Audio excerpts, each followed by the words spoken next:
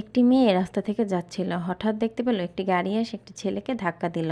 ছেলেটা রাস্তায় পড়ে গেল। মেয়েটি এসে গাড়ির চালককে খুব করে বকে দিল। মেয়েটি ছেলেটিকে বলল, আপনি কি ঠিক আছেন? ছেলেটি বলল, হ্যাঁ আমি ঠিক আছি। মেয়েটি বলল, চলুন, পাশেই আমাদের আশ্রম আছে, সেখানে চলুন। গিয়ে আশ্রমের খালাকে বলল, খালা একটু পানি নিয়ে আসেন তো। খালা পানি এনে দিতেই মেয়েটি ছেলেটিকে জিজ্ঞেস করলো, আপনি কি দুপুরে খাইছেন? ছেলেটি মাথা নাড়িয়ে বলল, না। আশ্রমের এক চাচা ছেলেটিকে জিজ্ঞেস করলো, তুমি কোথা থেকে আসছো? ছেলেটি উত্তরে বলল, আমি কাজ খুঁজতে আসছি। সেই মেয়েটি ছেলেটিকে জিজ্ঞেস করলো, আপনি কি সব কাজকর্ম পারেন তো? ছেলেটি বলল, সব পারি সব। মেয়েটি জিজ্ঞেস করলো, রান্না বান্না করতে পারেন তো? ছেলেটি বলল, না সেটা পারি না। ছেলেটি বলল, রান্না ছাড়া সব পারবো। মেয়েটি বলল, আপনি কালকে থেকে আমার পার্সোনাল অ্যাসিস্ট্যান্ট হিসেবে কাজ করবেন।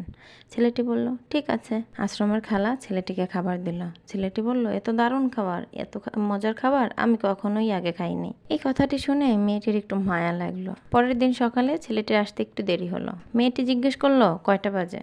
ছেলেটি বলল, সরি ম্যাডাম। মেয়েটি বলল, আমাকে ম্যাডাম বলে ডাকবেন না। ছেলেটি বলল, কি বলে ডাকবো? মেয়েটি বলল, আপু বলে ডাকবেন। ছেলেটি বলল, না। ছেলেটি বলল, আপু না ডেকে আপনাকে দেখলে একটু ম্যাডাম ম্যাডাম ফিল হয়। পরের দিন দুজন মিলে বাজার করতে গেল। বাজারে যেতে যেতে ছেলেটি মেয়েটিকে জিজ্ঞেস করছে, আপনার বয়স কত? মেয়েটি তো গম্ভীর মুখে তাকালো। তারপর ছেলেটি আর কিছু বলল না, বাজারে চলে গেল। বাজারে গিয়ে ছেলেটিকে জিজ্ঞেস করছে, আপনার কি চুরি করার স্বভাব আছে নাকি? ছেলেটি বলল, চুরি কেন? মেয়েটি বলল, এর আগে যে ছিল 50-100 টাকা প্রতিদিনই চুরি করত।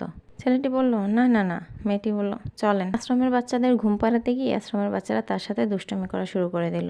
মেয়েটি এসে এই করে চিৎকার করলো, আর সব বাচ্চারা গিয়ে ঘুমিয়ে পড়লো। আর ছেলেটি বলল, আমার কিন্তু কোনো দোষ নেই। মেয়েটি বলল, জানি আমি, এরা এক একটা বদের হাড্ডি। ছেলেটি বলল, এই বয়সে সবাই দুষ্টু থাকে, ওরা তো একটু দুষ্টামি করবেই, আমিও ছিলাম, হয়তো আপনিও ছিলেন ম্যাডাম। মেয়েটি বলল, আপনার কেন মনে হয় আমি দুষ্ট ছিলাম? ছেলেটি বলল, আমার তো মনে হয় আপনি এখনো দুষ্ট। মেয়েটি একটু হাসি দিয়ে চলে গেল।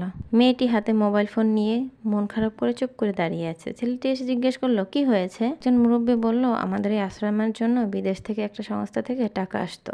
গত 15 দিন যাবৎ হঠাৎ করেই সেটা বন্ধ হয়ে গেছে। ছেলেটি কথাটি শুনে একটু মাথা নাড়ালো। পরের দিন সকালবেলা মেয়েটি দেখতে পেল বাড়ি ভর্তি বাজার এসেছে।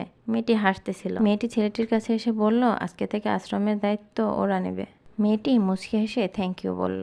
আশ্রমের খালা মেয়েটিকে বলল, দেখছিস ছেলেরা এই কয়দিনে আমাদের আশ্রমের সবাইরে আপন করে নিছে। মেয়েটি বলল, যারা মানুষের কাছে খুব তাড়াতাড়ি চলে আসে তারা আবার তাড়াতাড়ি চলে যায়। খালা মেয়েটিকে বলল, প্রিয়জনীর যতদিন কাছে থাকে ততদিনই আদর যত্ন করে আগলাই রাখতে হয়। রিহান ছেলেটা কিন্তু খুব ভালো। মেয়েটি মুচকি হেসে ওখান থেকে চলে যায়। পর থেকে ছেলেটির সব কাজেই মেয়েটি মুগ্ধ হয়। কিছুদিন পরে কিছু লোক আসলো বাড়িতে। মেয়েটি জিজ্ঞেস করলো, আপনারা